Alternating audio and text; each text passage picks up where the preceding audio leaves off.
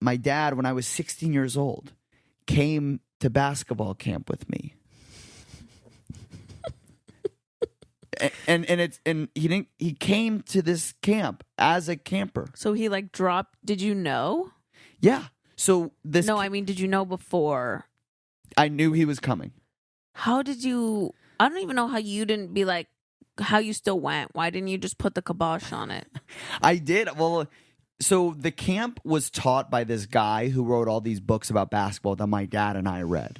My dad got me into the books. They were these really insightful like ways of understanding the game, and we would read these books together.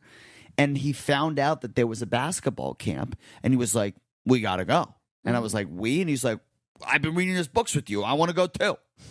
And he's like, "I looked on the website. There's no age limit." And it's like, yeah, because nobody would think a 43-year-old man would want to go to a basketball camp. Like, you know what I mean? Like nobody. Yeah. That's not like. Sometimes you just don't need to make a rule. Yeah, and that's one because you don't think people are gonna break it. No, you really don't. So, he picks. Him and I are going up to camp. My friend Michael Senzer's in the car with us. He's coming to basketball camp too. Mike doesn't think it's weird. Mike thinks it's weird, but like we've all like grown up with my dad. It's like.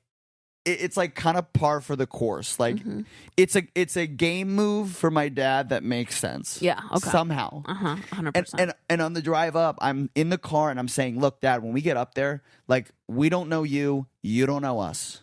Like we're not gonna be friends." And he's like, "You think I want to hang out with you guys?"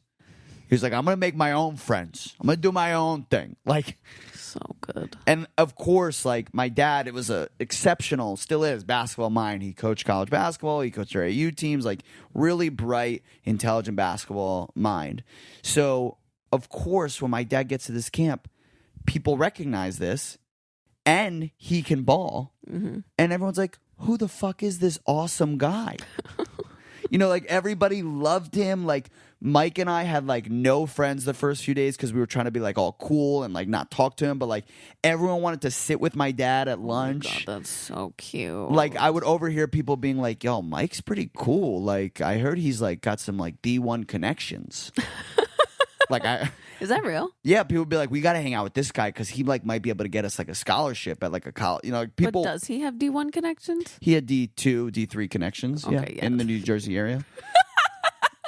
You could get us a scholarship to a D3 school. And people were like, people would be like, "Yeah," and he gives great relationship advice. Oh my God, that's so cute. Because he would do like these powwows with people. And yeah, everybody loved him. And finally, like a couple of days in, I'm like, "Man, this sucks. Like, I want to have friends too." And I would like be like, "Yeah, that's actually my dad." And that made you cool. And that made me cool.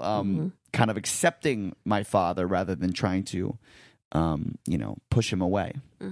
But and then the funny thing is the camp, the counselors like loved my dad so much that they offered him a job the next summer. That's so cute. That's so cute. It was just, I'll never forget like the first day of like our gym session where like me and Mike are ignoring my dad, and my dad is like in these drills with 16-year-olds. So can he keep up? Oh yeah. That's insane. Like he's running like harder than everybody. Like he I guess he was only in his 40s. Yeah, I mean, he still can play really like at a very high level. So like he could, he was even better back then. Yeah. And it's just like, and I remember like talking to my dad and being like, "Why did you do that?" And he was like, "It was because of the books, and I wanted to like experience the camp." And I was like, "No, it's not. Like, why?" And he was like, "Because I love you." That's so sweet. I thought it'd be a fun memory for us to be there together. That's sweet. It's the Bedtime Podcast.